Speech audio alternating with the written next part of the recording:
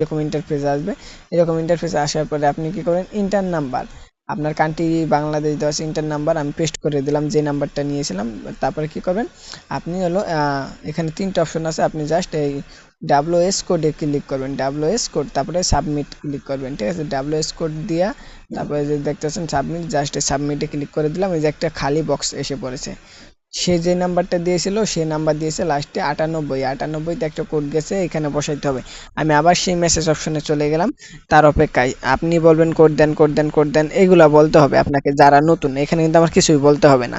তাকে একটা লাইক দিছি, সে অপেক্ষায় রয়েছে, তার কাছে একটা কোড আসবে, তার কাছে আসার সাথে সাথে সে আমাকে অটোমেটিক দিয়ে দিয়েছে।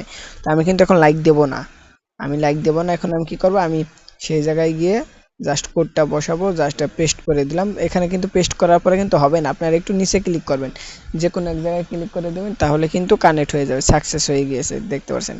যে কোনো এক জায়গায় এখান দিয়ে